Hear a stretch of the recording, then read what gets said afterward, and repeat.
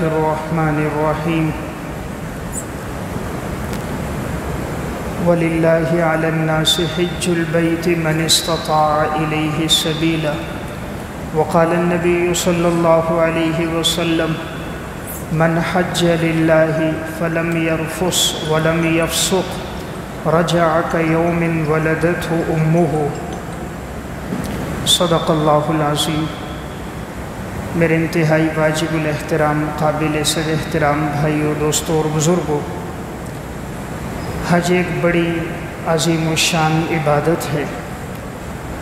اللہ رب العزت اگر کسی کو حج کرنے کی توفیق عطا فرمائے تو یہ اللہ کی طرف سے ایک مسلمان کے لیے بہت بڑا اعزاز اور انعام ہے۔ بس اوقات انسان اس عبادت کے لیے چلا جاتا ہے، لیکن عبادت کی جس طرح تیاری کرنی چاہیے تھی اور جس طرح فرائض، واجبات اور احکامات سے واقف ہونا چاہیے تھا، بس اوقات انسان اس پر مطلع نہیں ہوتا۔ تو اس کے لیے ضروری ہے کہ انسان سمجھ کے جائے تو فائدہ زیادہ ہوگا۔ تو اب بعض کام ایسے ہیں کہ جن کا تعلق اس سے ہے کہ انسان ان کو حج پہ جانے سے پہلے ادا کرے، اور بعض ایسے ہیں کہ جن کا تعلق اس سے ہے کہ حج کے احکامات کے ساتھ ان کی ادائیگی ہو۔ تو یہاں سب سے پہلا جو صفحہ ہے، اس پہ حج پہ جانے سے پہلے جن کاموں کو کرنا چاہیے وہ کام کون کون سے ہیں۔ تو ان میں سب سے پہلے نمبر پہ لکھا ہوگا قومی شناختی کارڈ، کہ سفر حج کی تیاری میں سب سے پہلی چیز ہوتی ہے کہ انسان کے پاس یہ چیز موجود ہو۔ Number 2 passport. نمبر 3 کم از کم 2000 ریال، عموماً اتنا خرچہ انسان کا حج میں ہو جاتا ہے۔ نمبر 4 سعودی ویزا۔ ان تمام کارڈوں کا، ہوٹل کا اور مزید جو کارڈ وہاں کارآمد ہوں، ان تمام کارڈوں کی فوٹو کاپی کر کے اپنے کمر والے بیگ میں ہر وقت لازمی رکھیں، تاکہ کہیں جانے کے وقت آپ کو پریشانی نہ ہو۔ تو یہ ابتدائی مرحلہ ہے جس میں یہ 4 چیزیں ہونی چاہیے۔ اس کے بغیر انسان وہاں نہیں جا سکتا۔ شناختی کارڈ کا ہونا، پاسپورٹ کا ہونا، ضرورت کے مطابق خرچے کے لیے ریال کا ہونا، اور نمبر 4 سعودی ویزا۔ فوٹو کاپی کرانا اس لیے بہتر ہے، بسا اوقات انسان سے اصل پاسپورٹ یا ویزا گم ہو جاتا ہے تو پھر وہاں پریشانی ہوتی ہے۔ اس لیے اس کی 3 کاپیاں بنا دی جائیں، ایک انسان دستی بیگ میں رکھے، ایک اپنے سامان کے بیگ میں رکھے، اور اگر کوئی ساتھی ساتھ موجود ہو ایک کاپی اس کے پاس رکھے۔ آگے ضروری سامان۔ اب جاتے وقت کون سا سامان ضروری ہے جو انسان کے پاس ہو؟ تو 2 عدد احرام کی چادریں۔ 2 عدد اس لیے، یہ 2 سیٹ ہیں۔ ایک سیٹ میں تو ایک چادر جو ازار میں ہے، ایک اوپر انسان اوڑھ لیتا ہے، اور ایک اپنے پاس اضافی طور پر موجود ہو کہ بسا اوقات احرام کی چادر گندی ہو جائے یا کبھی ناپاک ہو جائے یا پھٹ جائے تو ان سے متبادل موجود ہو۔ سادہ چپل، ایسی چپل جس میں انسان کی ایڑی نظر آئے۔ تو اگر چپل میں ایڑی چھپ رہی ہے تو اس کا استعمال کرنا چونکہ شرعی طور پہ درست نہیں ہے، اس لیے ایسی چپل ہو جس میں اوپر سے انسان کے پاؤں کا جو اوپر کا حصہ ہے وہ نظر آئے۔ نمبر 3 چپل کا تھیلا۔ یہ اس لیے فائدہ مند ہے، بسا اوقات انسان حرم میں پہنچتا ہے تو چپل رکھتا ہے، گم ہو جاتی ہے۔ تو اگر یہ احتیاطی اپنے ساتھ تھیلا ہو تو جہاں کہیں عبادت کریں ساتھ گھما بھی سکتا ہے، حرم میں ساتھ رکھ بھی سکتا ہے۔ نمبر 4 احرام کا بیلٹ موجود ہو۔ اس کے 2 فائدے ہیں۔ پہلا فائدہ تو احرام کی چادر جو نیچے باندھی ہے ازار کی، وہ گرتی نہیں ہے۔ دوسرا فائدہ یہ ہوتا ہے کہ انسان اس میں اپنا ضروری سامان اور چند ریال رکھ سکتا ہے کہ جب وہ عمرے سے فارغ ہو تو حلق کرنا ہوتا ہے، تو حلق کے لیے یا کھانے پینے کی ضرورت پیش آئے تو وہ انسان کے پاس اس میں موجود ہوگا۔ اسی طرح ہوٹل کا کارڈ اس میں آدمی رکھ سکتا ہے۔ نمبر 5 خواتین کے جوتے۔ نمبر 6 موسم کے مطابق جوتے، یعنی موسم کے مطابق وہاں جب آدمی احرام کی پابندیوں سے فارغ ہو گیا تو اب ضرورت ہوتی ہے باہر نماز کے لیے آنا جانا، تو اس وقت ایسے جوتے بھی ساتھ موجود ہوں۔ نمبر 7 تسبیح۔ نمبر 8 نظر کا چشمہ۔ جو ساتھی جن کی نظر کمزور ہے، 1 سے 2 چشمے بھی ساتھ ہوں بسا اوقات چشمہ ٹوٹنے کی صورت میں آنے جانے میں پریشانی ہوتی ہے۔ نمبر 9 مسواک۔ نمبر 10 مارکر، سامان کو لکھنے کے لیے، اشیاء محفوظ کرنے کے لیے، اپنا ایڈریس محفوظ کرنے کے لیے۔ نمبر 11 سامان باندھنے کے لیے رسی یا بیلٹ۔ نمبر 12 سوئی دھاگا، یہ بھی کام آتا ہے، بسا اوقات چادر پھٹ گئی، کپڑا پھٹ گیا، رومال پھٹ گیا۔ نمبر 13 ٹوتھ پیسٹ یا برش۔ مسواک کی اہمیت اپنی جگہ ہے، اس سے سنت کا ثواب ملتا ہے، ویسے دانتوں کی صفائی کے لیے یہ بھی ساتھ ہو تاکہ اسے بھی اذیت نہ ہو، جو ساتھی رفقائے سفر ہیں انہیں بھی تکلیف نہ ہو۔ نمبر 14 زنانہ اور مردانہ چادر، موسم کے مطابق آدمی اپنے ساتھ لباس اور چادر رکھ سکتا ہے۔ نمبر 15 آئینہ۔ نمبر 16 قلم اور ڈائری، تاکہ اگر کوئی دین کی بات، کوئی اہم اور ضروری بات انسان نے لکھنی ہو تو ہر وقت محفوظ ہو، وہ لکھ سکے۔ نمبر 17 کنگھی۔ نمبر 18 پانی کی بوتل، اس لیے کہ بسا اوقات باہر جاتے کا وقت اتنا نہیں ہوتا، اور ان 5 دنوں میں آدمی منا، مزدلفہ، عرفات میں ہوتا ہے، وہاں پانی ہر وقت ہر جگہ دستیاب نہیں ہوتا۔ بعض کو شوگر کی بیماری ہوتی ہے، بار بار پیاس لگتی ہے، تو پانی کی بوتل، بکسوا، چھتری۔ گرمی چونکہ عرب میں زیادہ ہے، خط استوا پر واقع ہے، تو وہاں گرمی بہت ہوتی ہے، اس لیے اگر چھتری ساتھ ہوگی تو جو ساتھی بوڑھے ہیں، بیمار ہیں، کمزور ہیں، ان 5 دنوں میں گرمی کے ایام میں انہیں تکلیف کم سے کم ہوگی۔ سلے ہوئے کپڑے بقدر ضرورت، تاکہ جب آدمی احرام کی پابندیوں سے فارغ ہو تو یہ اس کے پاس موجود ہو۔ Number 22 suit case, 30 kilo gram سے زیادہ نہ ہو۔ 30 کلو سے زیادہ وزن ہو تو ایئرپورٹ پہ پھر وہ تنگ بھی کرتے ہیں، بسا اوقات اس کی زائد قیمت بھی مانگتے ہیں، تو پھر سامان سے کئی گنا زیادہ آدمی کو قیمت کی ادائیگی کرنا پڑ جاتی ہے، اور اگر وہاں سے ہو تو پھر وہ قیمت سعودی ریال میں ہوتی ہے، تو جتنی خریداری کی ہوتی ہے بسا اوقات اس سے کئی گنا زیادہ ادائیگی کرنا پڑ جاتی ہے۔ نمبر 23 دستی بیگ ہو۔ دستی بیگ کا فائدہ یہ ہے کہ انسان اس میں اپنی ضرورت کا سامان، کھانے پینے کے خشک میوجات، اپنے پانی کی بوتل اور اپنا پاسپورٹ اور اپنے جہاں رہائش ہے وہاں کا کارڈ اپنے پاس رکھ سکتا ہے۔ نمبر 24 چٹائی یا موٹا کپڑا۔ کبھی نماز کا وقت ہو جائے تو بسا اوقات چٹائی موجود نہیں ہوتی، یہ جو حج کے 5 ایام آگے آئیں گے، چونکہ وہ صحرا میں وقت گزرتا ہے، منا میں، مزدلفہ میں، عرفات میں، تو اگر نماز کا ٹائم ہو تو انسان کے پاس متبادل یہ چٹائی ہوگی، آرام کی ضرورت پیش آئے، کہیں تھکاوٹ ہو تو اسے ڈال سکے گا۔ نمبر 25 برقع ہو عورت کے پاس۔ عموماً بعض عورتیں صرف لباس پہن لیتی ہیں، برقع نہیں پہنتی، لباس میں مکمل پردہ نہیں ہوتا، ہوا چل جاتی ہے، دامن اٹھ جاتا ہے اور دوپٹہ سرک جاتا ہے، اس لیے اوپر برقع پہننا چاہے۔ برقع اگر نہ ہو تو 27 نمبر پر عبایا۔ اسی طرح نمبر 26 اسکارف۔ تو چونکہ احرام کے وقت عورت کا چہرہ کھلا ہوتا ہے تو یہ ایک کیپ نما ٹوپی ہے، اس کے آگے یہ جالی کا باریک کپڑا ہے، تو اس سے وہ کپڑا چہرے کو بھی نہیں لگتا، دم بھی نہیں گھٹتا، راستہ بھی نظر آتا ہے، اور چہرے کا پردہ بھی باقی رہتا ہے، عفت بھی باقی رہتی ہے، تو اگر اس کا بھی استعمال ہو تو بہتر ہے۔ نمبر 28 اب آگے بات ہے کہ سفری ممنوع اشیاء، کن چیزوں کو انسان استعمال نہ کرے اور اپنے ساتھ لے کر نہ جائے، تو اس میں ہے اونچے ہیل والے سینڈل۔ تو یہ کوئی تفریح کا سفر یا گھومنے پھرنے کا یا شاپنگ کا سفر نہیں ہے، عبادت کا سفر ہے، اس لیے اس میں یہ ساتھ نہ لے جایا جائے۔ نہ ہی ڈائمنڈ، ہیرے، کانچ کی چوڑیاں، عموماً یہ چوڑیاں ٹوٹ جاتی ہیں مطاف کے دوران، تو بعد والوں کے پاؤں زخمی ہو جاتے ہیں، کبھی اپنے ہی ہاتھ زخمی ہو جاتے ہیں۔ گولڈ کے بسکٹ، چاندی کے بسکٹ اور زیور، گولڈ کے زیور، نیچے لکھا ہوگا سونا، چاندی اور قیمتی زیورات نہ لے جائیں۔ اسی طرح اونچے ہیل والے سینڈل اور کانچ کی چوڑیاں بھی ساتھ نہ لے جائیں۔ ممنوع اشیاء، کون سی چیزیں منع ہیں شرعی اعتبار سے یا ملکی قانون کے اعتبار سے کہ ان سے بچا جائے، تو نمبر 1 چرس، نمبر 2 ہیرون، نمبر 3 شراب، نمبر 4 افیون، اور نمبر 5 منشیات کی اسمگلنگ میں پکڑے جانے والے کا انجام سزائے موت ہے۔ سوٹ کیس، بیگ وغیرہ پہ تالا ضرور لگائیں، اور کسی کا دیا ہوا سامان بغیر تحقیق کے ہرگز نہ لے جائیں۔ عموماً ایسا ہوتا ہے کبھی انسان محبت میں کسی کا سامان لے لیتا ہے، تو اگر اس نے اپنے سامان کے اندر کوئی چرس یا کوئی ایسی چیز رکھی ہو تو سعودی قانون یہ ہے کہ جس کے پاس بھی ایسی چیز برآمد ہو اس کی سزا قتل ہے۔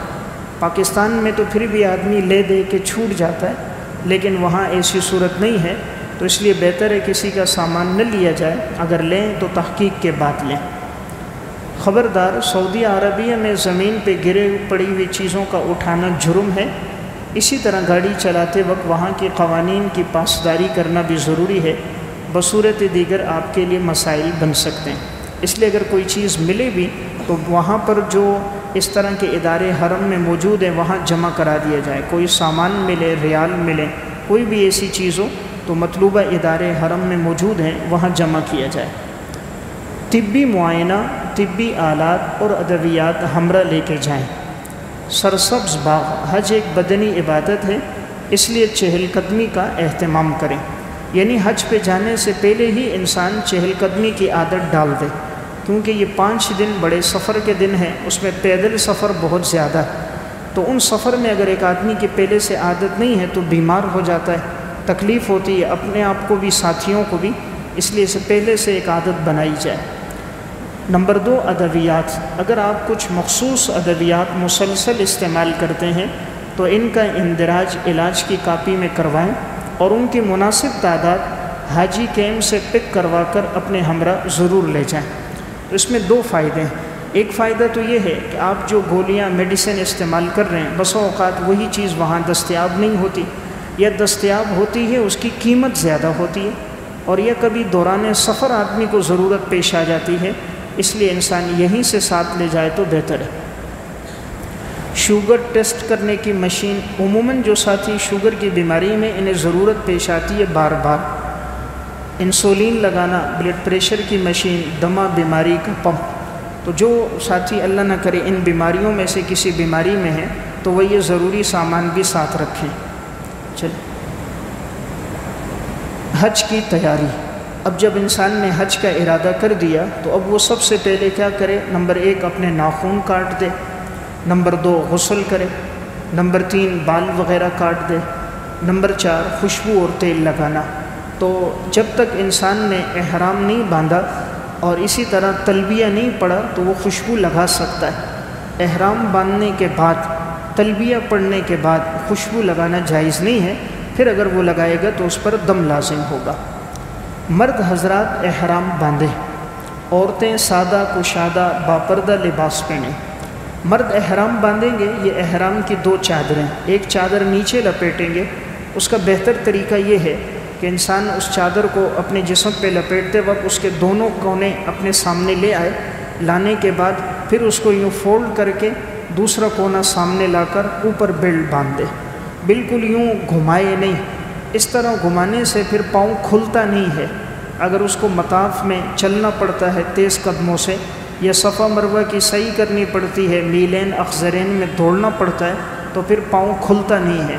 اس لیے احرام کی چادر جب آپ نیچے باندھیں تو چادر باندھنے کے بعد اس کے دونوں کونے سامنے لے آئیں، پھر اس کو ایک کونے کو اس طرف کر کے دوسرا ول آپ ہی لے آئیں، تو اس سے آپ کا پاؤں خوب کھلے گا، تیز چلنا پڑا تو آپ کو دشواری نہیں ہوگی۔ تو یہ جو احرام باندھا ہے اس میں نظر بھی آ رہا ہے، یہ جو سامنے اوپر اس کا کونا نظر آ رہا ہے، تو یہ احرام کی چادروں کو فولڈ کیا ہوا ہے، تو اس میں پاؤں کھلتا ہے۔ پھر اسی طرح یہ ٹخنوں سے اوپر ہوگا، تو بعض ساتھی ٹخنوں سے نیچے احرام کی چادر رکھتے ہیں تو اس میں آدمی گنہگار ہوگا، ٹخنے کھلے رکھنا ضروری ہے۔ عورتیں سادہ کشادہ باپردہ لباس پہنیں۔ ضروری نہیں ہے کہ عورت بھی سفید کپڑے بنائے، وہ سفید بھی استعمال کر سکتی ہے، کوئی اور بھی پاک کپڑا استعمال کر سکتی ہے، تو زیب و زینت اور تزئین نہیں ہونی چاہیے، جتنی سادگی ہو اتنا بہتر ہے۔ عورتیں ٹوپی نما اسکارف استعمال کریں تاکہ چہرے پہ نگاہ بھی نہ پڑے، چہرے کا پردہ بھی باقی رہے اور کپڑا چہرے کے ساتھ مس بھی نہ ہو۔ 2 رکعت نفل نماز پڑھیں جب آپ نے احرام باندھ دیا۔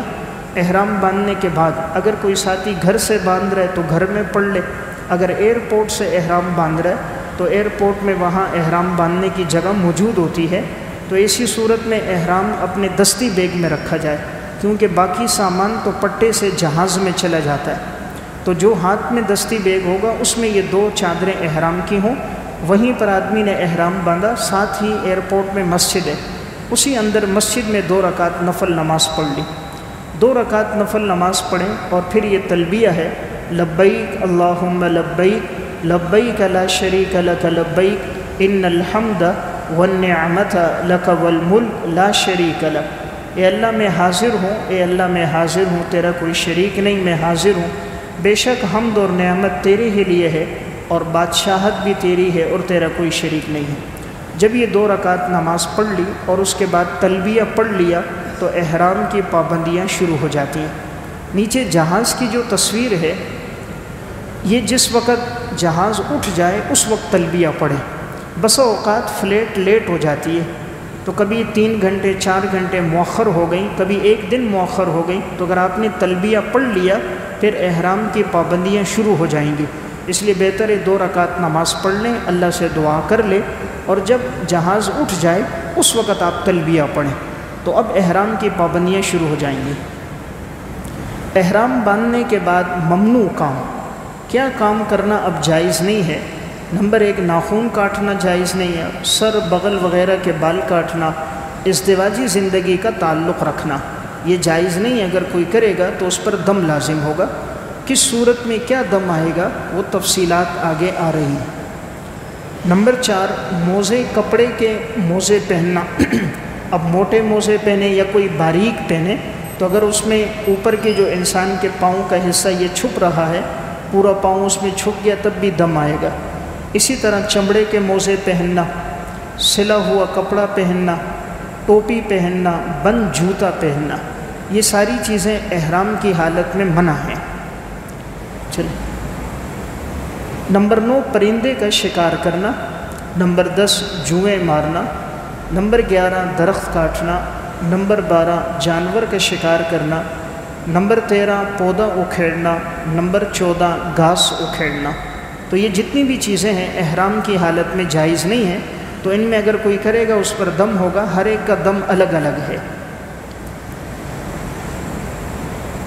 ان کے ہمراہ سفر کرنے سے گریز کرے، یعنی جب آدمی حج کے سفر میں جا رہا ہے تو کن لوگوں کے ساتھ بہتر ہے کہ نہ جائے، کن لوگوں کی رفاقت لے، تو نیک صالح لوگ، علماء، دیندار لوگوں کی رفاقت لینی چاہیے، جن کا پیسہ حلال کا ہو، آمدنی حلال کی ہو، عبادت کا شوق ہو، عبادت کے ساتھ تعلق ہو، ایسے لوگوں کے ساتھ سفر کرنا چاہیے، اس کی برکات ہوتی ہیں۔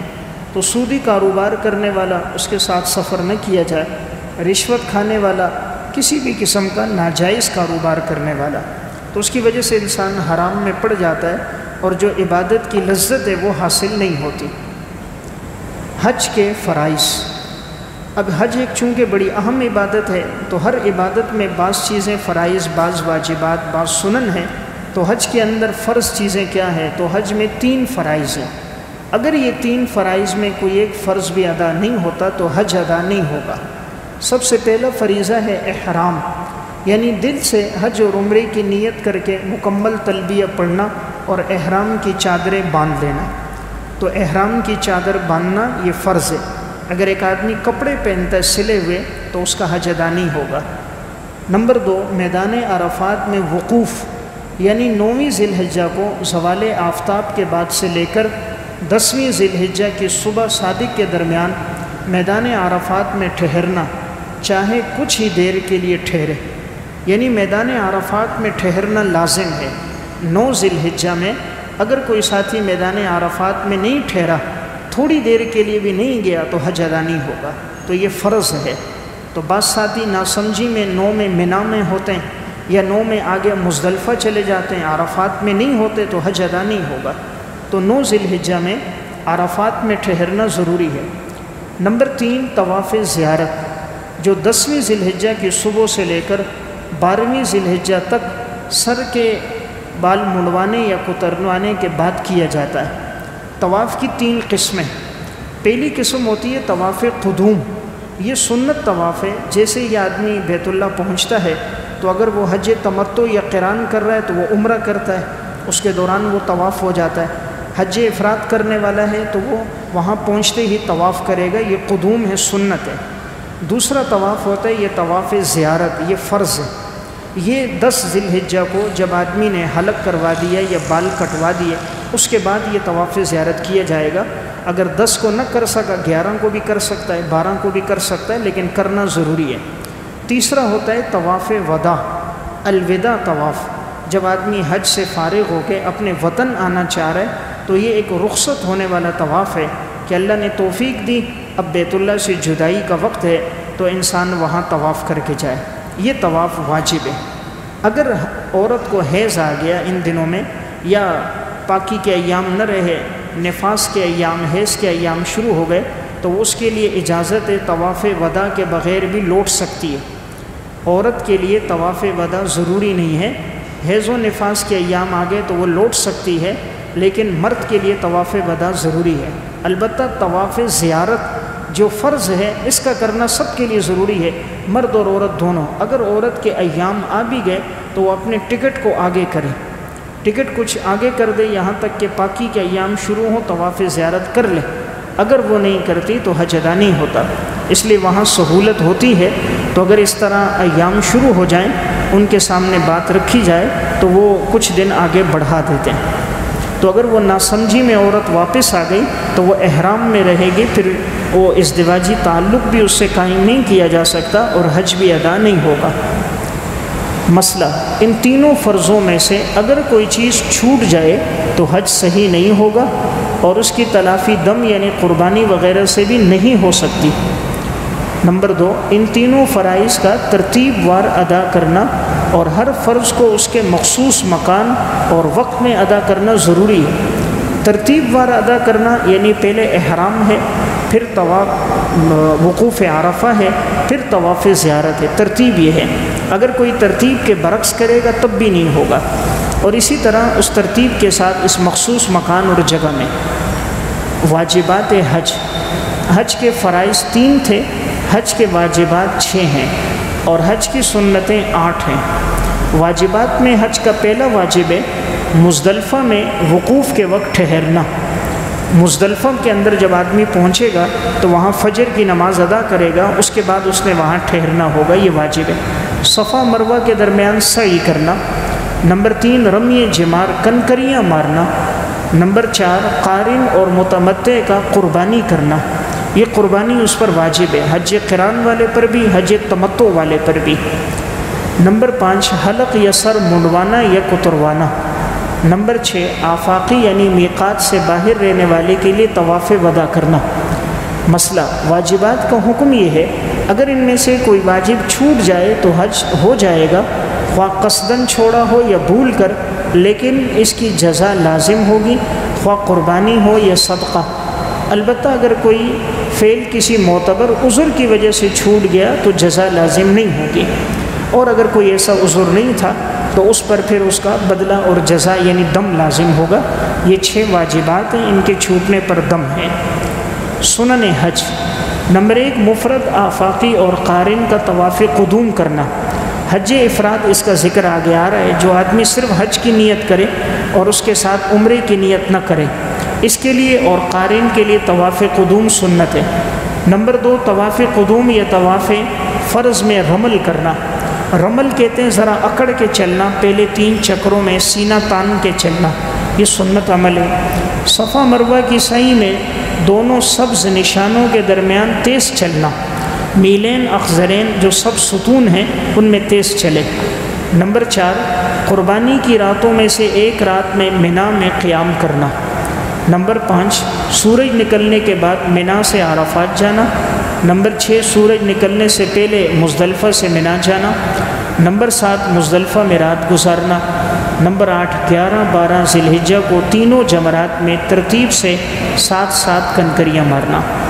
سنت کا حکم یہ ہے کہ ان کو قصداً ترک کرنا برا ہے اور کرنے سے ثواب ملتا ہے، اور ان کے ترک کرنے سے کوئی جزا لازم نہیں ہوتی، یعنی اگر کسی نے نہیں کیا تو اس پر کوئی جزا، کوئی جرمانہ نہیں۔ وجوب دم، کن صورتوں میں دم واجب ہوگا؟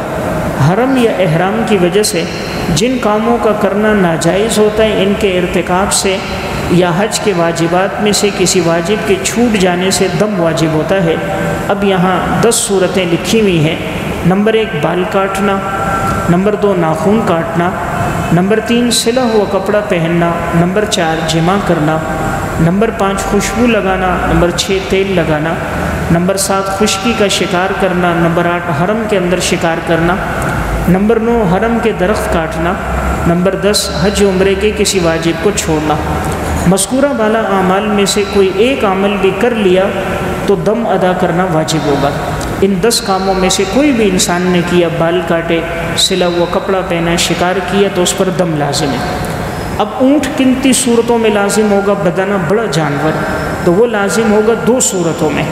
بدنہ خاص گائیں یا اونٹ ہی کو کہتے ہیں، بکری، بھیڑ یا دمبے کو بدنہ نہیں کہا جاتا، اور بدنہ پورے ایک اونٹ یا پوری ایک گائیں ہی کا ہوتا ہے، اور یہ بدنہ صرف 2 جنایات کے علاوہ کسی اور جنایت میں واجب نہیں۔ نمبر 1 جنابت، حیض یا نفاس کی حالت میں طواف زیارت کرنا۔ اگر کسی پہ غسل فرض تھا، اس نے طواف زیارت کیا، عورت نے حیض و نفاس پہ کیا تو اونٹ دینا لازم ہوگا، ورنہ حج ادا نہیں ہوگا۔ نمبر 2 وقوف عرفہ کے بعد حلق یا قصر کرنے سے پہلے جمع کرنا۔ وقوف عرفہ تو کر لیا لیکن حلق نہیں کیا۔ وقوف عرفہ 9 ذی الحجہ کو ہے، حلق ہوگا 10 ذی الحجہ کو۔ اب 10 ذی الحجہ کو اس نے حلق نہیں کیا، بال نہیں کٹوائے، اس سے پہلے اگر کوئی ازدواجی تعلق قائم کرتا ہے تو اس پر اونٹ لازم ہوگا۔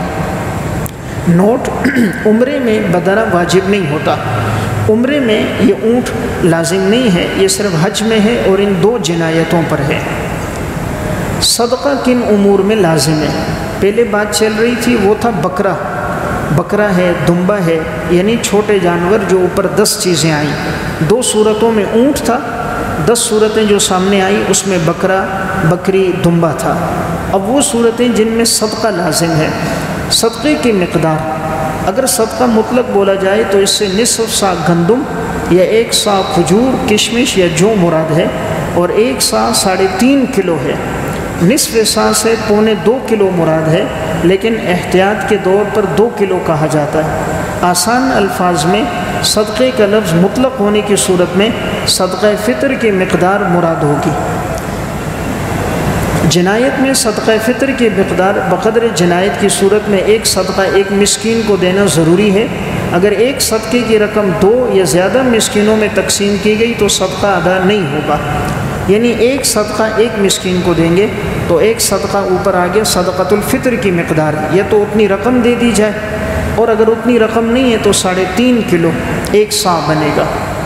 حج کی تیاری: اب آگے حج شروع ہو گیا تو 7 ذی الحجہ کو عشاء کے بعد سے تیاری کر رہے ہیں، کیونکہ حاجی زیادہ ہوتے ہیں تو معلم حضرات عشاء کے بعد سے ہی حاجیوں کو منا لے جانا شروع کر دیتے ہیں۔ معلم کی ہدایت کے مطابق اپنی تمام ضروریات سے فارغ ہو کر تیار ہو جائیں۔ احرام باندھنے کا طریقہ: 1 چادر کو لنگی کے طور پر پہن لیں اور 1 چادر کو اوڑھ لیں۔ حج کی 3 قسمیں: اب جو حج ادا کر رہا ہے وہ ان 3 قسموں میں سے کوئی قسم ہوگی، یا حج افراد، یا حج تمتع، اور یا حج قران۔ ہر ایک کی تعریف لکھی ہے۔ حج افراد اس حج کو کہتے ہیں جو حج کے دنوں میں صرف حج کی ادائیگی کے لیے احرام باندھنا ہے اور عمرہ نہ کرنا۔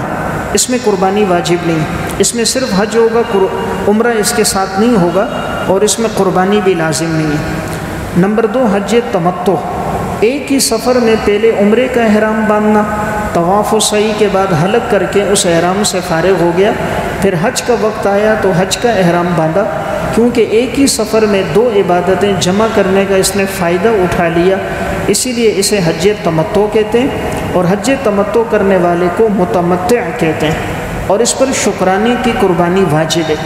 پاکستانی عازمین حج عموماً حج تمتع کرتے ہیں۔ ہمارے پاکستان سے جانے والے جتنے لوگ ہیں یا بر صغیر سے، انڈیا سے یا بنگلہ دیش سے، عموماً حج تمتع ہے۔ تمتع کا معنی فائدہ حاصل کرنا، کہ یہاں سے آدمی احرام باندھ کے جانے گا، پھر عمرہ کرے گا، عمرہ کرنے کے بعد بال کٹوا دیے احرام کھول دے گا، پھر 8 ذی الحجہ سے پھر احرام باندھے گا، 5 دن تک پھر احرام میں رہے گا۔ تیسری قسم حج قران: ایک ہی ساتھ حج عمرے کا احرام باندھے، پہلے عمرے کے ارکان ادا کیے لیکن عمرے کی سعی کے بعد حلق یا قصر نہیں کیا، بلکہ طواف قدوم اور حج کی صحیح کرنے کے بعد بدستور حالت احرام میں رہا، یہاں تک کہ ایام حج میں حج کے ارکان ادا کر کے حلق یا قصر کرایا اور احرام سے فارغ ہوا۔ حج قران ادا کرنے والے پر بھی قربانی واجب ہے، چونکہ اس نے ایک ہی سفر میں ایک ہی احرام میں حج اور عمرے کو جمع کیا، اس لیے اسے قران کہتے ہیں، اور جو شخص یہ حج کرے اسے قارن کہتے ہیں۔ تو یہ دو عبادتوں کو ملا رہا ہے۔ تو حج قران میں انسان احرام نہیں کھول سکتا، تو جیسے عمرہ کرے گا احرام نہیں کھولے گا، احرام میں رہے گا یہاں تک کہ اس کا حج مکمل نہ ہو جائے۔ اس کی فضیلت تو بہت ہے، نبی اکرم صلی اللہ علیہ وسلم نے خود حج قران کیا، آپ نے خود حج قران کیا، لیکن آپ نے امت کو تمتع کا درس دیا۔ صحابہ سے فرمایا بھی اگر میرے پاس ہدی کا جانور نہ ہوتا تو میں بھی حج تمتع کرتا اور عمرے کے بعد احرام کھول دیتا، لیکن میرے پاس چونکہ ہدی کا جانور ہے اس لیے میں قران کر رہا ہوں۔ تو آپ علیہ السلام نے حج قران کیا، اس لیے افضل تو قران ہے، لیکن اس میں مشقت زیادہ ہے، تکلیف زیادہ ہے کہ مسلسل احرام کے اندر انسان رہے گا جب سے جائے گا حج کے آخر تک۔ تو اگر کوئی یہ مشقت برداشت کر سکے تو فضیلت اس کی زیادہ ہے، اور اگر کوئی نہیں کر سکتا تو وہ حج تمتع کرے۔ مسئلہ یہاں ایک اہم ضروری ہے، حج قران اور حج تمتع کرنے والے پر قربانی واجب ہونے کا مطلب یہ ہے کہ یہ بطور شکر حج کی قربانی ہے۔ اگر متمتع یا قارن صاحب حیثیت ہے اور قربانی عید الاضحیٰ کے ایام میں مقیم ہے، مسافر نہیں ہے، تو اس پر عید الاضحیٰ کی قربانی اس کے علاوہ واجب ہوگی۔ یعنی دو قربانیاں، ایک تو حج کی وجہ سے قربانی ہے کہ وہ حج تمتع کر رہا ہے، قران کر رہا ہے، اور ایک قربانی یہ ہے کہ جو اس پر صاحب حیثیت ہونے کی وجہ سے عموماً حاجی حضرات ایک قربانی کرتے ہیں، حالانکہ ان پر دو ہیں، ایک اس طرف سے کریں گے تمتع کی اور ایک عید الاضحیٰ کی، تو یا وہاں کر لیں اور یا ان کی طرف سے کوئی یہاں کر لے۔ اگر وہ یہاں اپنے عزیز و اقارب کو کہہ دیں کہ میری طرف سے عید کے دنوں میں قربانی یا حصہ ڈال دو، تب بھی قربانی ادا ہو جائے گی۔ تو بہرحال دو قربانیاں ہیں۔ حج تمتع اور حج قران کرنے والے حضرات پہلے عمرہ ادا کریں گے، پہلے عمرہ ہوگا پھر حج ہوگا۔ اب عمرہ کیسے ادا کریں؟ تو یہ عمرے کا پورا طریقہ آ رہا ہے آگے۔ اب حرم کی طرف روانہ ہونے سے قبل انسان نے احرام باندھ دیا، اب سعودی ایئرپورٹ پہ اتر گیا، اپنا سامان وغیرہ اس نے لے لیا، اب اپنے ہوٹل پہنچا۔ تو جب وہ اپنے ہوٹل پہنچے گا تو وہ ابھی کیا کام کرے؟ سب سے پہلا کام بکنگ شدہ ہوٹل پہ پہنچے تو اس کو جو یہیں سے ساتھ دے دیا جائے گا کہ آپ کا ہوٹل فلاں ہے، اس پہ نمبر ایڈریس وغیرہ ہوگا۔ جب آپ سعودی ایئرپورٹ پہ اتریں گے وہاں ایجنٹ موجود ہوگا اور وہ آپ کو مطلوبہ گاڑی میں بٹھا کر آپ کو ہوٹل پہ پہنچائے گا۔ نمبر 2، کمرے میں سامان رکھ کر کچھ دیر آرام کریں۔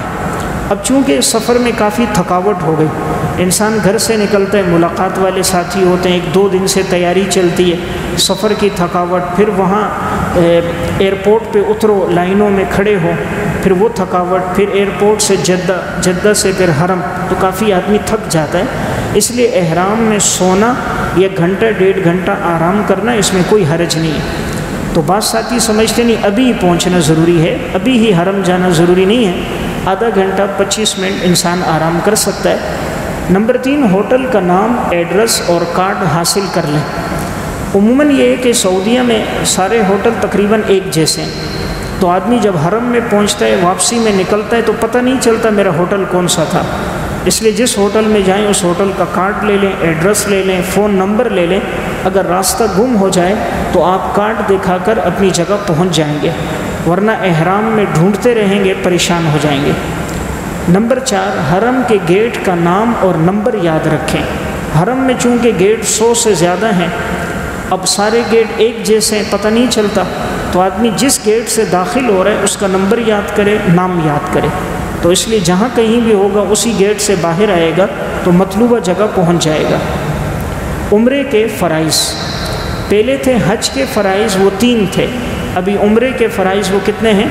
2۔ نمبر 1، عمرے کا احرام باندھنا، یعنی احرام کی نیت کر کے تلبیہ پڑھنا، اور مرد 2 صاف چادر زیب تن کرنے کے بعد احرام کی نیت کر کے تلبیہ پڑھیں۔ خواتین سلے ہوئے کپڑوں میں ہی احرام کی نیت کر کے تلبیہ پڑھیں۔ نمبر 2 بیت اللہ کا طواف کرنا، یعنی مسجد حرام میں داخل ہونے کے بعد حجر اسود کا استلام کرنے کے بعد بیت اللہ کے 7 چکر لگانا۔ تنبیہ: فرض چھوٹ جانے سے عمرہ ادا نہیں ہوگا، تو اس لیے 2 فرض ہیں، احرام باندھنا اور نمبر 2 طواف کرنا۔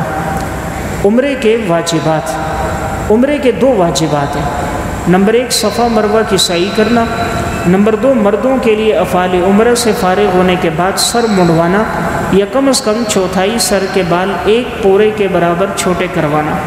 خواتین کے لیے حلق نہیں ہے، وہ عمرے کے بعد کم از کم چوتھائی سر کے بال 1 پورے کے برابر چھوٹے کر لیں، انگلی کا 1 پورا، تو 1 پورے کے برابر وہ اپنے بال لے لیں اور اتنے بال کاٹ دیں، بس یہ کافی ہے۔ چل عمرے کی سنتیں اور مستحبات۔ احرام باندھنے سے پہلے وضو یا غسل کر لیں، سفید رنگ کی نئی چادر اور ایک لنگی پہن لیں، اگر نئی نہیں ہے تو دھلی ہوئی ہو، خوشبو لگانا، احرام باندھتے وقت 2 رکعت نماز پڑھنا، کثرت سے تلبیہ پڑھنا۔ نمبر 6 جب بھی تلبیہ شروع کریں تو اس کو بار بار پڑھنا۔ نمبر 7 نبی کریم صلی اللہ علیہ وسلم پہ درود بھیجنا۔ نمبر 8 اللہ سے جنت نیک لوگوں کی صحبت کی دعا۔ نمبر 9 جہنم سے پناہ مانگنا۔ نمبر 10 مکہ میں دن میں باب المعلات سے داخل ہونا۔ نمبر 11 جب بیت اللہ شریف پہ پہلی نگاہ پڑے تو ایک طرف ہو کر خوب دعائیں کرنا۔ نمبر 12 بیت اللہ شریف کی زیارت کے وقت تکبیر و تحلیل پڑھتے رہنا۔ عمرے کے طواف میں رمل کرنا۔ نمبر 14 عمرے میں استباء کریں۔ اب استباء کسے کہتے ہیں کہ اپنے دائیں کندھے کو کھول دینا۔ اب آگے بات آ رہی ہے کہ جب بیت اللہ پر پہلی نظر پڑے تو ایک طرف کھڑے ہو کر خوب دعا فرمائیں، یہ قبولیت کا موقع ہے۔ یعنی انسان جب حرم میں داخل ہو گیا، ابھی کندھا ڈھکا ہوا ہے، تو بعض ساتھی پہلے سے ہی کندھا کھول دیتے ہیں، یعنی جہاز کے اندر کھول دیتے ہیں یا یہیں سے کراچی سے جاتے وقت کھول دیتے ہیں۔ یہ حکم نہیں ہے، دونوں کندھوں کو ڈھک لے۔ جب آدمی یہاں طواف شروع کرنے لگے گا اس وقت دایاں کندھا کھولے گا، اس سے پہلے دائیں کندھا کھولنے کا حکم نہیں ہے۔ تو جیسے ہی آدمی حرم میں پہنچا، اب بیت اللہ پہ نظر پڑی تو کہیں بھی ایک طرف کھڑے ہو کر دعا کریں۔ بیت اللہ پر پہلی نگاہ کے وقت جو دعا کی جائے اللہ تعالیٰ قبول فرماتا ہے۔ امام ابو حنیفہ رحمہ اللہ سے کسی نے پوچھا، حضرت اس وقت انسان کیا دعا کرے؟ حضرت نے فرمایا یہ دعا کرے کہ یا اللہ میں جتنے دن حرم میں ہوں جو دعا کروں یا اللہ سب کو قبول فرما۔ تو یہ ایک جامع جملہ ہے، تو جب تک وہ حرم میں دعائیں کرتا رہے گا اللہ تعالیٰ دعائیں قبول فرمائے گا۔ بعض علماء کہتے ہیں یہ دعا کرے یا اللہ مجھے مستجاب الدعوات بنا دے، میری دعائیں قبول فرما، اللہ قبول فرمائے گا۔ یہ سب سے بہتر ہے کہ انسان اللہ تعالیٰ سے صحت، عافیت اور خاتمہ بالایمان کی دعا کرے کہ اللہ تعالیٰ نے زندگی ایمان پہ گزاری، اللہ تعالیٰ موت بھی کلمے والی عطا کر کے ایمان کی حالت پہ اللہ خاتمہ کرے۔ صبر پیچھے طواف شروع کرنے سے پہلے استباع کر لیں، یعنی چادر کو دائیں بغل سے نکال کر بائیں کندھے پر ڈالیں اور دایاں کندھا کھلا رکھیں۔ اب دایاں کندھا کھلا کر دیں گے، اب طواف شروع ہوگا۔ اب طواف شروع ہوگا۔ یہ جو پتھر نظر آ رہا ہے یہ سفید اس میں بند ہے، یہ حجر اسود کا پتھر ہے، یہاں سے طواف شروع ہوگا۔ تو یہاں لکیر لگی ہوئی ہوتی ہے، تو اگر کسی ساتھی کو نظر نہیں آ رہا وہ لکیر دیکھ لے۔ یہ سامنے سبز لائٹیں بھی لگی ہوتی ہیں بالکل سیدھ میں، ان سبز لائٹوں سے بھی نظر آ جاتا ہے۔ تو جیسے یہاں پہنچیں گے، قریب ہیں تو حجر اسود کو بوسہ دیں، اور اگر دور سے ہیں تو بسم اللہ اللہ اکبر کہہ کر انسان اپنے ہاتھوں کو بوسہ دے دیں۔ تو یہاں لکھا ہوگا طواف حجر اسود سے شروع کریں۔ طواف شروع کرنے سے پہلے طواف کی نیت کریں، پھر حجر اسود کی سیدھ میں کھڑے ہو کر جیسے نماز میں تکبیر تحریمہ کے لیے ہاتھ اٹھاتے ہیں اسی طرح دونوں کانوں تک ہاتھ اٹھا کر تکبیر کہیں، بسم اللہ اللہ اکبر کہہ کر حجر اسود کو بوسہ دیں۔ اگر ممکن نہ ہو تو اسے ہاتھ لگا کر چوم لیں، اور اگر یہ بھی ممکن نہیں تو صرف ہاتھ سے اشارہ کریں اور ہاتھ کو بوسہ دیں۔ آج کل چونکہ حجر اسود پر خوشبو لگی ہوتی ہے اس لیے احرام کی حالت میں اسے ہاتھ نہ لگائیں، اس لیے بہتر ہے آدمی ہاتھ نہ لگائے، دور سے ہی استلام کر لے، وہ بہتر ہے۔ اب یہاں 7 چکر لگانے ہیں، تو لکھا ہوگا آپ کعبۃ اللہ کے 7 چکر لگائیں۔ پہلے 3 چکروں میں ممکن ہو تو رمل کریں، یعنی کندھے ہلاتے ہوئے آہستہ دوڑیں، ہر چکر کی کوئی خاص دعا تو نہیں ہے، لیکن آپ چند ایک دعائیں ضرور یاد کر لیں، اور دوران طواف اللہ رب العزت وحدہ لا شریک کی زیادہ سے زیادہ تسبیح.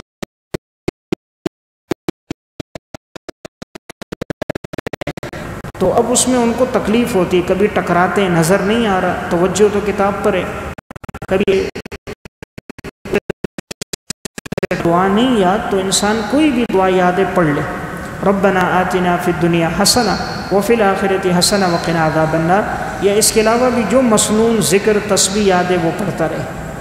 اب یہاں یہ چند نشانات ہیں اور چند اہم چیزوں کا تعارف ہے، یہ بھی معلوم ہونی چاہیے. یہاں سب سے پہلے ایک نشان ہوگا یہ مقام ملتزم. ملتزم یہ بیت اللہ کی جو چوکھٹ ہے اور یہ اوپر دروازہ ہے، تو جب آدمی ہاتھ کھڑے کرتا ہے تو چوکھٹ پہ ہاتھ لگتے ہیں، تو اس چوکھٹ کی یہ جگہ قبولیت کا وقت ہے. اس وقت تو ہاتھ نہ لگائیں، احرام میں خوشبو ہوگی. بعد میں آدمی جب کپڑے پہن لے، احرام کی پابندیاں ختم ہو جائیں، پھر انسان اس ملتزم کو پکڑ کر دعا کرے، تو یہ قبولیت کی جگہ ہے. دوسرا نشان ہے حجر اسود. تو اگر یہاں قریب ممکن ہو، آج کل تو بظاہر ناممکن ہے، بہت تکلیف ہوتی ہے، مشقت میں اپنے آپ کو ڈالنا ہے، اس لیے بہتر ہے آدمی وہاں قریب نہ جائے. طواف شروع کرنے کا مقام، طواف یہیں حجر اسود سے شروع ہوگا. یہ پیچھے ایک جگہ میں نشان ہے حتیم، اور یہ ایک چھوٹی سی دیوار لگی ہوئی ہے. حتیم یہ اوپر اس کے ایک پرنالہ ہے، وہ پرنالہ ایک خصوصی رحمت کی ذریعہ ہے، جگہ ہے. اس جگہ میں بھی انسان جو عبادت کرے وہ ایسا ہے گویا بیت اللہ میں عبادت کرے. یہ جو جگہ ہے یہ بیت اللہ کا حصہ ہے. بیت اللہ کی تعمیر مشرکین مکہ نے جس وقت کی تھی تو انہوں نے کہا تھا اس میں حلال کے پیسے لگائیں گے، کوئی آدمی حرام کا پیسہ نہیں لگائے گا. تو ان کے پاس حلال کے پیسے ختم ہو گئے، تو اب یہ جگہ باقی رہ گئی. تو انہوں نے سوچا بعد میں آئیں گے شامل کر لیں گے، لیکن اتنی رقم نہ ہو سکی کہ یہ شامل کریں. تو اس میں اللہ کی حکمت یہ تھی، اللہ تعالیٰ نے اس حصے کو باہر رکھنا تھا. تو چونکہ دین قیامت تک کے لیے ہے، اب ہر مسلمان کی خواہش ہوتی ہے میں بیت اللہ کے اندر نماز پڑھوں. اب بیت اللہ کا یہ دروازہ تو آج کل بادشاہوں کے لیے کھلتا ہے، حکمرانوں کے لیے کھلتا ہے. اگر ایک مسلمان چاہے میں بیت اللہ میں نماز پڑھوں تو اس جگہ کے اندر نماز پڑھے گا تو گویا بیت اللہ کے اندر نماز پڑھ رہا ہے. تو اس لیے یہ جگہ باقی رہ گئی. تو آج اس میں اگر عبادت کی جائے تو گویا بیت اللہ کے اندر ہے. چکر لگاتے وقت اندر سے نہیں لگائیں گے، باہر سے لگائیں گے. تو چونکہ یہ بیت اللہ کا حصہ ہے تو اگرچہ یہ راستہ ہے تو اس کے اندر سے نہیں لگانا. بعض ساتھی کہتے ہیں جی شارٹ راستہ ہے، جلدی ہوگا، تو وہ جلدی کے چکر میں طواف ہی نہیں ہوگا، اس لیے بہتر ہے باہر سے کریں. ایک کونے میں نشان ہے رکن یمانی. اس رکن یمانی میں یہاں بھی غلاف نہیں ہوتا اور یہ جگہ بھی خالی ہوتی ہے. تو اگر آدمی قریب ہے تو اس قریب کی جگہ میں ہو سکے ہاتھ لگا لے، دعا کر لے. تو ان دو جگہوں میں آپ علیہ الصلوۃ والسلام نے اس کا استلام کیا ہے، رکن یمانی کا اور حجر اسود کا. وہ جو دو ہیں، ایک رکن شمالی ہے، ایک رکن عراقی ہے، ان کا نہ استلام ہے نہ ان کا بوسہ لینا ہے. طواف شروع کرنے کا مقام، پیچھے جائیں، یہ دیکھیں 7 چکر نشان لگے. تو یہ ترتیب وار، ایک چکر ہوا، 2 3 4، یہ 7 ہوئے. طواف کے ہر چکر میں حجر اسود کا استلام، یعنی حجر اسود کی طرف اشارہ کرتے ہوئے اللہ اکبر کہے گا. ہر چکر میں جب جیسے پہنچے گا پھر بسم اللہ اللہ اکبر، پھر ہاتھ چومے گا، پھر چکر، پھر بسم اللہ اللہ اکبر. جب اس نے یہ کر دیا اب مقام ابراہیم کے پیچھے 2 رکعت نماز پڑھنی ہے. چلیں آپ یہ دعا رکن یمانی اور حجر اسود کے درمیان پڑھیں. یہ ہے وہ رکن یمانی جو میں نے عرض کیا، اس پر کپڑا نہیں ہے. ایک کونا یہ رکن یمانی ہے اور اس کا آگے کونا حجر اسود ہے. تو یہ جو کونا ہے رکن یمانی، اس کے درمیان اور حجر اسود کے درمیان یہ دعا پڑھنا سنت ہے. ربنا آتنا فی الدنیا حسنہ وفی الآخرۃ حسنہ وقنا عذاب النار. اے اللہ تو ہمیں دنیا میں بھی بھلائی عطا فرما، آخرت میں بھی بھلائی عطا فرما، ہمیں دوزخ کے عذاب سے بچا لے. یہ دعا اتنی ہی ہے. بعض ساتھی جو اس کے ساتھ اپنی طرف سے لگا لیتے ہیں ربنا آتنا فی الدنیا حسنہ وفی الآخرۃ حسنہ وقنا عذاب النار وقنا عذاب القبر وقنا عذاب الحشر وقنا عذاب المیزان. یہ دین میں اضافہ ہے. ایک چیز اللہ رسول نے نہیں بتائی تو ہم اس میں اضافہ نہیں کر سکتے. اس لیے اگر کوئی اضافہ کرتا ہے گویا وہ اس کو ناقص سمجھ رہا ہے، تب وہ بڑھا رہا ہے. تو ادعیہ میں اور اذکار میں اتباع ضروری ہے. جیسے بیائی آپ علیہ السلام نے فرمایا اسی طرح پڑھیں گے. اس لیے ان الفاظ کا اضافہ نہیں کرنا چاہیے. نہ قرآن میں یہ اضافہ ہے نہ حدیث میں اضافہ ہے، اس لیے اس سے اجتناب کرنا چاہیے. پیچھے جائیں.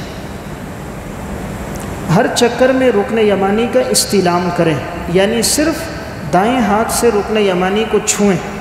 اگر موقع نہ ملے تو کچھ اور نہ کریں، یعنی اشارہ کرنا یا بوسہ دینا درست نہیں ہے. رکن یمانی اور حجر اسود کے وقت دعا ہے، بوسہ نہیں ہے. تو اس کا استلام ہوگا، البتہ نہیں صحیح، اس کا صرف استلام ہوگا، بوسہ اس کو نہیں دیں گے. چلیں مقام ابراہیم کا اندرونی منظر. جب آپ نے 7 چکر بیت اللہ کے لگا لیے تو فرض ادا ہو گیا. پہلا فرض احرام باندھنا تھا، وہ بھی ادا ہو گیا. طواف کے 7 چکر وہ بھی ادا ہو گئے. اب مقام ابراہیم کے پیچھے یہ جو پتھر نظر آ رہا ہے، یہ شیشے کے اندر، اس کے پیچھے 2 رکعت نماز پڑھنا واجب ہے. تو اس کے پیچھے اگر کوئی نہیں پڑھے گا تو اس کا گویا عمرہ ہی ادا نہیں ہوگا، دم لازم ہوگا. اگر اس کے پیچھے جگہ نہ ہو تو کہیں بھی پڑھ لی جائے، لیکن یہ 2 رکعت پڑھنا ضروری ہے. یہ مقام ابراہیم کا اندرونی منظر ہے. یہ وہ پتھر ہے جس میں یہ قدم کے نشانات ہیں. اس پتھر پر ابراہیم علیہ السلام نے کھڑے ہو کر بیت اللہ کو تعمیر کیا تھا، اور یہ پتھر لفٹ کا کام کرتا تھا. جب اوپر جانے کی ضرورت ہوتی تو یہ پتھر اوپر ہو جاتا. جب ابراہیم علیہ السلام کو نیچے گارا لینے کی، سیمٹ کی اور اینٹوں کی ضرورت ہوتی تو یہ پتھر نیچے ہو جاتا. تو گویا اس پتھر پر کھڑے ہو کر ابراہیم علیہ السلام نے تعمیر کیا. تو اللہ تعالیٰ نے پتھروں پر اس نقش کو محفوظ کر دیا. اور یہ چونکہ اتنے اخلاص سے یہ عبادت ہوئی، اللہ کو اتنا پسند آیا یہ عمل، قیامت تک کے لیے حکم دے دیا وَاتَّخِذُوا مِن مَقَامِ إِبْرَاهِيمَ مُصَلًّى، کہ تم مقام ابراہیم کو نماز کی جگہ بنا دو. اس لیے یہاں 2 رکعت پڑھیں گے تو لکھا ہوگا طواف کے 7 چکروں کے بعد مقام ابراہیم کے پیچھے 2 رکعت نماز برائے طواف ادا کریں. اگر یہاں جگہ نہ ہو تو حرم میں جہاں کہیں بھی جگہ ملے وہیں پڑھ لیں، لیکن یہ پڑھنی ضروری ہے. چلیں اب 7 چکر جب آپ نے لگا لیے، 2 رکعت پڑھ لی تو تھکاوٹ ہو جاتی ہے. تو ابھی ایک آدمی زمزم پیے. تو اس میں پہلا تصویر ہے اندرونی منظر. یہ زمزم کے کنویں کا اندرونی منظر ہے، لیکن یہ نیچے کی منزل میں اب یہ منزل بند ہے. اس جگہ میں عام لوگوں کو نہیں جانے دیا جاتا. آب زمزم کنویں کا بیرونی منظر. آب زمزم خوب سیر ہو کر پئیں، اپنی بیماریوں کی شفایابی کے لیے دعا کریں، بیت اللہ پہ نگاہیں رکھ کر اپنی حاجات اللہ رب العزت سے مانگے.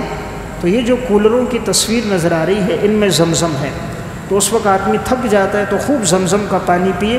اس میں کوئی تاخیر نہیں ہے. لوگ جلدی کرتے ہیں، دیر ہو رہی ہے، کوئی دیر نہیں ہو رہی.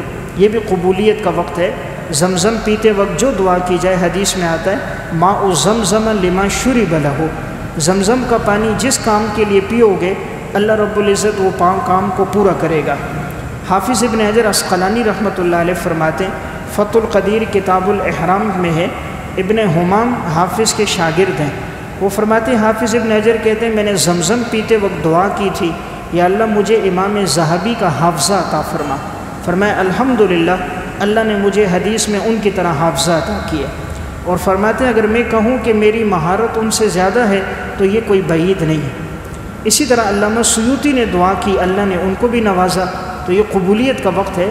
تو زمزم پیتے وقت بھی دعا کی جائے. اب زمزم پینے کے بعد اب آگے جائیں گے صفا مروہ کی سعی کی طرف. سعی کرنے کے لیے صفا کا رخ کریں اور اس پر چڑھتے ہوئے یہ آیت پڑھیں ان الصفا والمروۃ من شعائر اللہ، کہ صفا مروہ اللہ کی نشانیوں میں سے ہے. ابدأ بما بدأ اللہ بہ، کہ میں وہیں سے شروع کرتا ہوں جہاں سے اللہ نے شروع کیا. تو اللہ نے صفا کا تذکرہ پہلے کیا ہے تو اس لیے سعی بھی صفا سے ہوگی. اب صفا پہ چڑھ کر قبلہ رخ ہو کر 3 مرتبہ اللہ اکبر کہیں، پھر 3 مرتبہ یہ دعا پڑھیں لا الہ الا اللہ وحدہ لا شریک لہ لہ الملک ولہ الحمد یحیی ویمیت وہو علی کل شیء قدیر. لا الہ الا اللہ وحدہ، تمام تعریفیں اللہ کے لیے. انجز وعدہ، جس نے اپنے وعدوں کو پورا کیا، نصر عبدہ، اپنے بندے جناب رسول اللہ صلی اللہ علیہ وسلم کی مدد کی، وہزم الاحزاب وحدہ، اور تمام لشکروں کو خندق کے موقع پر اللہ نے اکیلے شکست دی۔ پھر جو دل چاہے دنیا اور آخرت کی بھلائی کی دعا کریں، صفا سے نیچے اتریں اور چلنا شروع کر دیں۔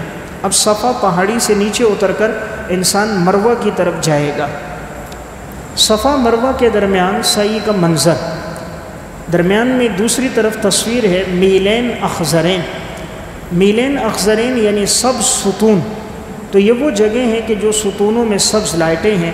اس کے دوران مردوں کے لیے بہتر ہے کہ وہ دوڑیں یا کم از کم تیز قدموں سے چلیں، عورتیں اپنے عام رفتار پہ چلیں۔ تو یہ حضرت ہاجرہ کا وہ عمل ہے جو اللہ رب العزت کو پسند آیا۔ حضرت ہاجرہ نے اپنے بیٹے اسماعیل علیہ السلام کو ڈالا، پانی کی تلاش میں دوڑ رہی تھی، ان جگہوں پہ تیز رفتاری سے چلی، آگے عام رفتار پہ چلی۔ اللہ کو یہ منظر پسند آیا اور اس حکم کو اللہ نے باقی رکھا۔ تو نیچے لکھا ہوگا جب سبز رنگ کی لائٹ کے پاس پہنچے تو وہاں سے لے کر دوسری سبز رنگ کی لائٹ تک مرد حضرات دوڑیں، پھر چلتے ہوئے مروہ پہنچے، وہاں وہی کچھ کریں جو صفا پر کیا تھا۔ صفا سے مروہ 1 چکر شمار ہوتا ہے، کل 7 چکر لگائیں، یعنی صفا سے مروہ 1، مروہ سے صفا 2، تو اس طرح صفا سے شروع ہوگا، مروہ پہ ختم ہوگا۔ تو یہاں دیکھیں آسانی کے لیے یہ نشانات ہیں۔ بدایت الصفا یعنی صفا کا آغاز، تو استلام کر کے پہلا چکر شروع ہوا صفا سے، اب وہ اوپر 2 نمبر ہے وہ مروہ پہ ختم ہو رہا ہے، پھر تیسرا صفا پہ آ رہا ہے، چوتھا مروہ پہ، 5واں صفا پہ، 6واں پھر مروہ پہ، پھر آگے جا کر 7واں چکر مروہ پہ ختم ہوگا۔ تو صفا سے آغاز ہوا تھا، مروہ پہ جا کر اس کے 7 چکروں کا اختتام ہوا۔ اب مروہ پہ اگر بہتر ہو تو 2 رکعت نماز آدمی پڑھ لے، اور اگر جگہ نہیں ہے تو کوئی حرج کی بات نہیں ہے، یہ ضروری اور لازمی نہیں ہے۔ یہاں بھی بعض ساتھیوں سے غلطی یہ ہوتی ہے کہ وہ پورے چکر کو ایک سمجھتے ہیں، صفا سے گھوم کر پھر صفا کو 1، پھر صفا سے آ کر صفا کو 2، اس طرح 14 چکر ہو جاتے ہیں۔ بیت اللہ میں تو حجر اسود سے حجر اسود تک 1 ہے، لیکن صفا مروہ میں صفا سے مروہ 1، مروہ سے صفا 2، تو شروع صفا سے ہوگا، مروہ پہ ختم ہوگا۔ اب اس نے ایک واجب ادا کر دیا، اب آگے دوسرا واجب ہے، صحیح کرنے کے بعد مرد حضرات بال منڈوائیں یا کتروائیں، خواتین 1 پورے کے برابر بال کاٹیں۔ تو بال منڈوانا یا سنت ہے کہ انسان حلق کرے۔ آپ علیہ السلام نے حلق کیا، اور حلق کرنے والوں کے لیے 3 دفعہ دعا کی، اللہم اغفر للمحلقین، یا اللہ حلق کرنے والوں کے گناہوں کو معاف فرما۔ چوتھی مرتبہ آپ نے قصر کرنے والوں کے لیے دعا کی۔ اب آپ کا الحمدللہ عمرہ مکمل ہو چکا ہے۔ اب اگر ممکن ہو تو آخر میں 2 رکعت شکرانے کے نفل پڑھ لیں۔